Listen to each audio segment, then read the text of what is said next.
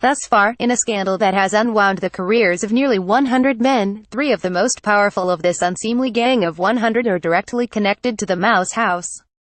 Worse still, the cries of everybody new are the loudest around these 3 former and current Disney employees, this unbelievably powerful trio of alleged abusers who reportedly preyed on women for years in their own monstrous kingdom, who are almost certainly going to go into the history books with the word disgraced attached to their names.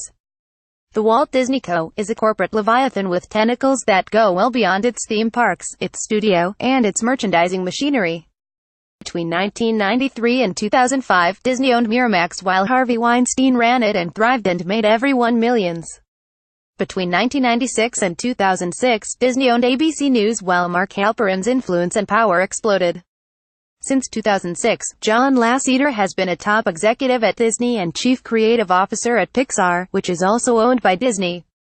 Weinstein's alleged crimes and the fact that they were no secret within the media and entertainment industries has already been well documented. Worth repeating, though, is the news that Weinstein settled 8 UAL harassment suits that we know of, and the most infamous one so far, the alleged rape of Rose McGowan, occurred in 1997, smack dab in the middle of Weinstein's Disney era. According to the latest reporting on Mark Halperin, all of his alleged UAL misconduct, which involves around 10 women who claim they were victims of everything from harassment to unwanted touching to being shoved to wing Halperin masturbate under his desk, happened while he was at ABC News. And once again, we are being told that this was an open secret at ABC Disney. Finally, there is John Lasseter, who put himself on a 6-month leave of absence Tuesday in the wake of a number of allegations of harassment and UAL misconduct.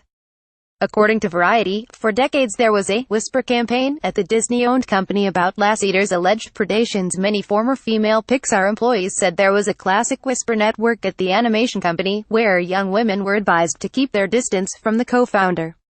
Another former employee told Variety that she was cautioned about Lasseter soon after she started work there, in the late 1990s. "Just be warned, he likes to hug the pretty girls," she said she was told. "He might try to kiss you on the mouth." Another former employee said that after Pixar grew out of its Point Richmond office and moved to Emeryville in 2000, Lasseter's behavior became more brazen. She said he would walk up to women in the office and kiss them on the lips. She said she also heard from coworkers who told her that they had to hide from Lasseter at wrap parties.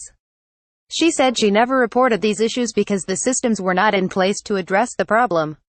According to The Hollywood Reporter, Lasseter was known by company insiders for grabbing, kissing, making comments about physical attributes. It gets worse. A longtime insider says he saw a woman seated next to Lasseter in a meeting that occurred more than 15 years ago. She was bent over and had her arm across her thigh, he says.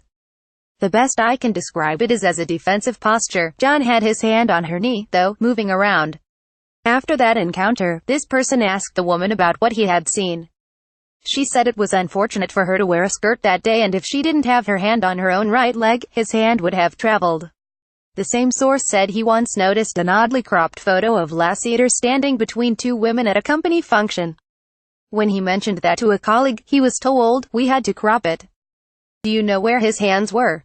No one in the elite media is going to go after Disney or connect these dots or demand some accountability from a company that for years employed and apparently enabled and empowered 3 men who allegedly and systemically for years treated subordinate women in ways that range from wholly unacceptable to unspeakable. Disney will be protected for 2 reasons. 1. Disney is a left-wing company. 2. Disney's Rupert Murdoch, its chairman and CEO, is Bob Iger, a longtime Democrat who raised money for Hillary Clinton's presidential campaign, who resigned from a Trump advisory council after the president pulled out of the Paris Climate Agreement, and who is now registered as an independent, a move many see as the first in a 2020 bid to unseat Trump.